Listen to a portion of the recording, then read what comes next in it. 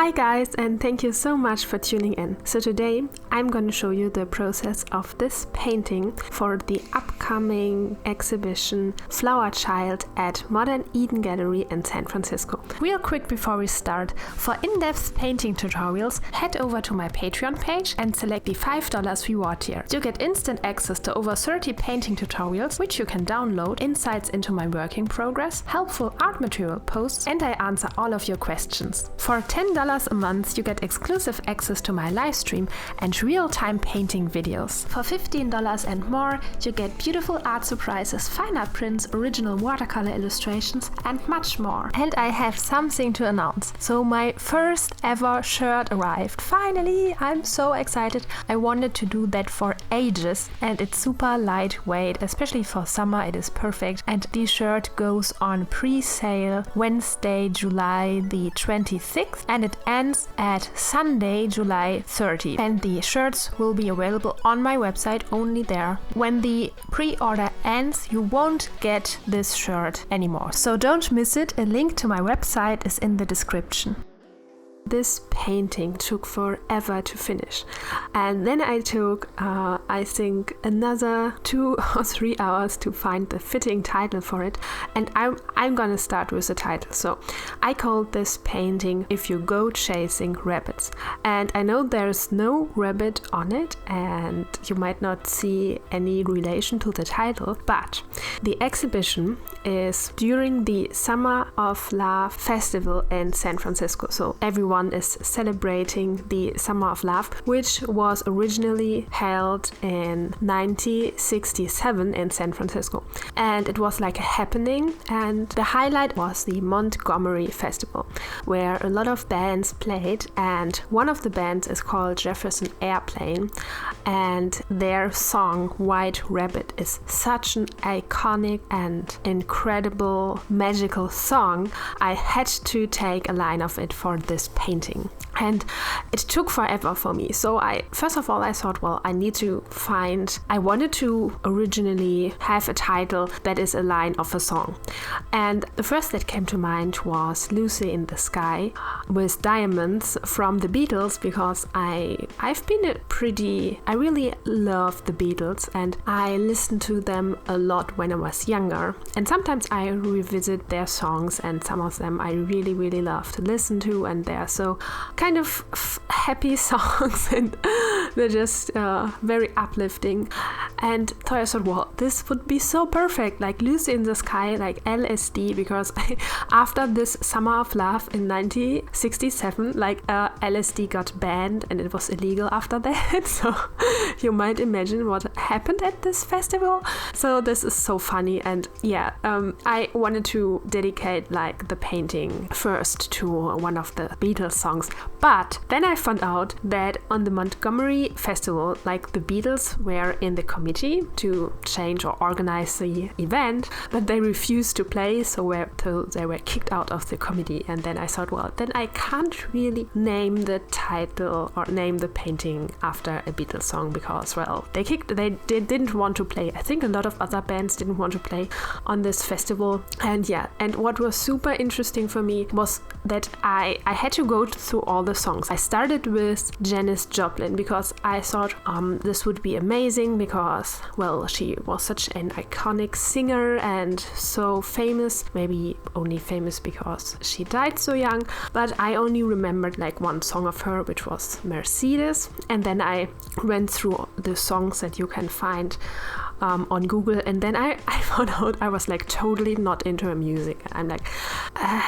I don't like it.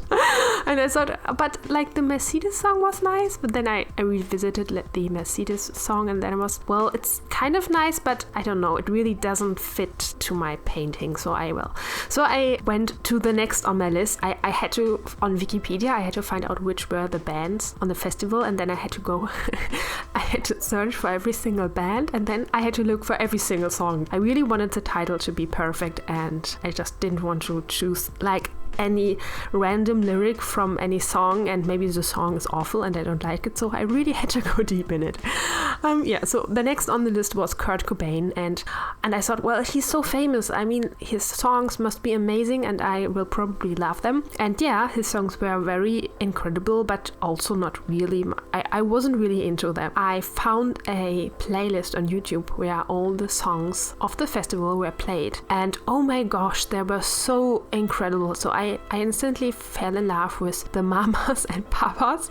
I knew this band, but I kind of found their name ridiculous, so I never researched anything of them. Yeah, I know this is a bit stupid, but I don't know. I didn't resonate with their name.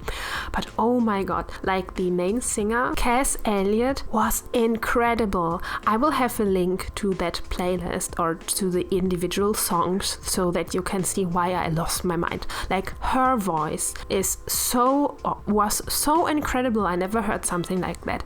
And sometimes when I listen to songs and they are so good, I immediately get goosebumps, and like her songs were like that. And oh my god, they're so good, like incredible. And you can also see like the videos they took from the festival. And oh my gosh, like all the hippies, how they look, it is so funny. And especially because some of their fashion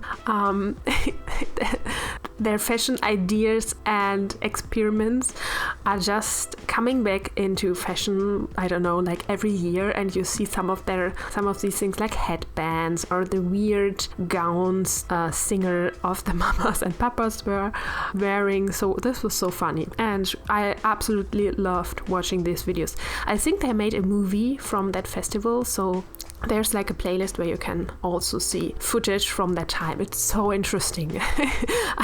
I think I spent really 2 hours just listening through all these and watching all these songs and videos. Yeah, so in the end, I found the band Jefferson Airplane.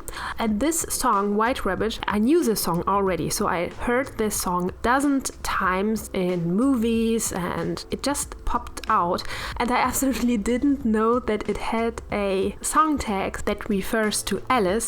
Such a funny like crazy song text, and the song and the music is from another world. Like this song, I think there's nothing comparable. I haven't found something that goes slightly in the direction of that song. If you know something that goes in that is in a way a bit like that song or a band, please let me know. I'm thirsty for this kind of music because this is the only song I ever heard that is like that. So I will have a link down in the description where you can listen to White Rabbit from Jefferson Airplane. This is so great, such a genius song, and I took a line from the song, and the song is super funny because it is basically about the pills that Alice took to make her smaller and larger, and it was played on a festival where you could get LSD everywhere and everyone was probably high, so the perfect song for this festival. And yeah, it was so fitting. So I took the lines "If you go chasing rabbits" from this song for the title, and I'm super happy with it. And yeah, I really just I wish I could have been there on this festival. It was such a nice such a crazy happening, really great. And you can read more about it out at Wikipedia. I think I read the page like 10 times because I didn't know anything about like the hippie movement in general, but I wanted to do the research for the show, and I don't know, I just wanted my painting to fit good in this atmosphere or to the theme of the show, because I'm totally not like knowledgeable about any drugs. I don't take drugs. I almost never drink any alcohol, and I don't have any experience with cannabis. I don't do that, so I'm totally not into drugs in any way possible. I'm like super boring, and yeah, so when I was invited to the show, I thought, okay, I had to do the research. I don't know anything about it. Yeah, so and then I really loved the idea of just those people. They were freeing their mind and just going totally crazy. And yeah, I think I could resonate with that part, just escaping from reality sometimes and being in your own world. So yeah, and this painting is like usual one of my girls with flowers and with birds and with plants. And yeah, you could interpret that title in any way possible. So it is open to like the viewer how they want to see my painting. So, and now I'm gonna change the subject because I recently started, for the longest time I didn't touch any books. I think after I started my social media account, the only book I read was The Circle, which was about social media. And yeah, then I was so sucked into social media, into Facebook, into Instagram, recently into YouTube, that I didn't read anymore. And it's so sad. And I thought, well, I have all these podcasts, I don't really need to read. And then 3 days ago, I was very productive. So I did like voiceovers, I did Patreon videos, I did so much things on the laptop, like everything. I was working, I think 10 hours in a row or so. Really crazy, but most of it on the laptop and on my smartphone. And I was okay, I can't touch these things anymore. I don't want to see my laptop and my smartphone this day anymore. Not 1 second more. And then I put them away, and then I went to our bookshelf and grabbed one of the books I think I already read when I was younger, but yeah, I just wanted to read something that is so different and has nothing to do with like social media and just get me out of it. And yeah, I picked a Dean Koontz book, and the original title is, I believe, The Darkest Evening of the Year, and I think it's about 10 years old or a bit older. And yeah, I was directly drawn into Dean Koontz's stories, and I loved so much how he builds up his characters and you can immediately identify with them.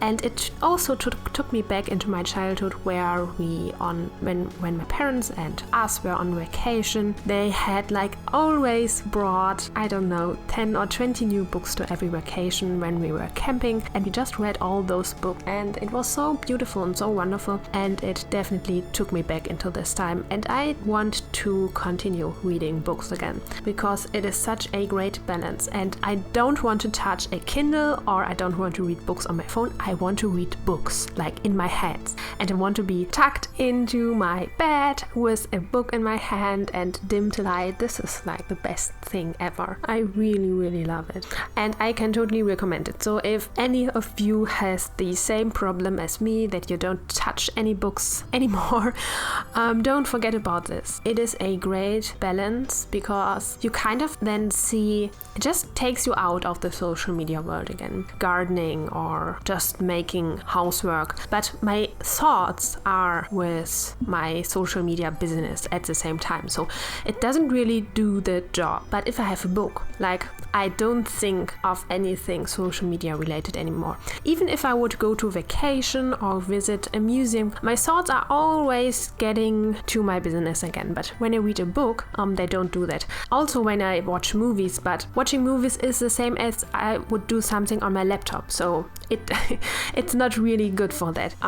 So I really recommend that. I don't know if some of you are Dean Koontz fans. I remember that I absolutely love his books. Sometimes, especially at the end, the stories kind of get a bit confused and the problems are weirdly solved. So this is what I remember from his books. But in general, I love them, and I think the fact that in every book a golden retriever is the hero, I don't have any problems with that. So I love my dog too, and I think this is just a nice signature of him. And I read on Wikipedia that he's the most successful author in fiction, I believe. And his books are so humble, and the characters are so just very humble and honest, and I really resonate with them. So I really love those books. I don't know if maybe I read his books when I was a child, so maybe they already influenced me in a way so that I like them now very much. I don't know, but I'm definitely continue this book, and maybe I will buy his newest books. I think he just don't stop writing. He wrote incredible, like so many books in his life. It's incredible. So very, very impressive. Okay, and I didn't say anything about this painting until now, so I will just say a bit about the technique. And for this painting I decided to draw directly on the canvas because this approach is different from my approach when I just transfer a motif on the canvas with a projector or with paper, because it allows me to be more free. And for this approach I just have all my reference photos in my file, and this is like the face of the model, different flowers and birds and butterflies, and then I combine them on the fly and try to get the best composition possible. So when I do the composition in Photoshop, I can't really alter all the images and change them as I want to. I had to cut like individual parts of every photo and place them on the perfect angle, and it takes forever. And when I paint it directly from some photos, I can make it so fast, and then for example, I can pick a flower of a part of the reference there, and then another leaf from another part of the reference, and it's more organic, more natural. And for this painting, because I wanted it to be as good as possible, I decided for the more natural and like approach to paint it. And I think I'm happy with the result, and I think it worked out. And the photo of the model I took myself, which was a super lucky accident. So I found her while I was at an exhibition, and I think I'm an extrovert, so I have just no problems in talking to people at all. I also just say, oh my god, your face is so beautiful, can I take a picture from you? I think in the beginning it was difficult, but now it's like absolutely no problem for me. So I just asked her, and most of the people don't have any problem with that. I mean, like nobody would feel weird, or maybe weird, but definitely you would feel like happy or flattered if someone would say, oh my god, you're so beautiful. So I think nobody would like turn away, or if they do, then well, okay, no problem, just ask another person. And yeah, so this worked out for me. I could use her face for this painting, and what I also find extremely helpful is take pictures from flowers myself. So I don't really use a lot of pictures or reference photos from flowers I find on the internet, because people they photograph a flower and then that's it, that's just one flower. But I made the experience that on my painting it looks better if I have the same flower more times. So it looks weird if I have like one pink rose and one yellow rose and one white rose. It's just too messy. And then I would prefer to only have one specific flower on my painting. And this is not so easy to find on the internet. So I prefer going out and take pictures of rose bushes from different angles, most of the time from the side. So I don't photograph them from above, because this is most of the time not what I really need in my paintings. And in our neighborhood, people really love gardening. So in June is the season where all the rose bushes and all the roses start to bloom, and it was crazy. Like there was a giant rose bush in every front yard from every house we have here. So I was going through the neighborhood and photographed them all, and I put this on Instagram, so I was very proud, and I said, hey, I made all those photographs. And then somebody wrote me back and said, oh my god, I wish I had it here too. And I just totally didn't realize that this is just not normal. So here in Germany, or just I think in Germany in general, like gardening is a big thing, and you have like the weather we have is also very good for plants. We have a lot of rain, and the summer can be really hot. So but people just living on every corner of the earth, and they maybe live near a desert, or I don't know, where you don't have so many plants. And so I totally forgot that the things that I have, I can't take them for granted. So not everyone has that, and it's so important to connect to people and just see that just appreciate the things that you have, and that you can just go out and you have their beautiful flowers and you can enjoy it. Not everyone can do that. So it definitely was a humbling experience for me, and I just hope that I can somehow inspire people that maybe are not as lucky as I am. I hope so. And maybe inspire people that are lucky and don't appreciate their surrounding like I'm doing it sometimes. Okay, and now back to the painting. At the end I added glitter to it, and I do this with Stickles glitter. This is a brand that makes like little tubes with an acrylic medium, glue-like medium, where there are those little glitter particles in it, and they have so many different colors, and every color of glitter comes, like the medium is also tinted with this color. So if I buy pink glitter, the medium is pink, and then you have those pink particles. I'm absolutely in love with their glitter. And yeah, and people keep asking me if the glitter falls off the painting, but it doesn't, because the glitter glue adheres to the painting. And I also got to frame this painting, and oh my god, the frame is so beautiful. I went to my local framing lady and she made such an incredible frame. I wish I could frame e-painting, but they are so expensive so that I only do it for special paintings, and this one goes, like I said, to San Francisco, and it's now on its way there. And yeah, I wanted to have a special frame for it, and I found a extremely beautiful Baroque frame there. Yeah, I hope this video was interesting for you, although I didn't talk so much about my technique, and I hope you are inspired for your next paintings, and I hope I catch you in the next one. Bye bye!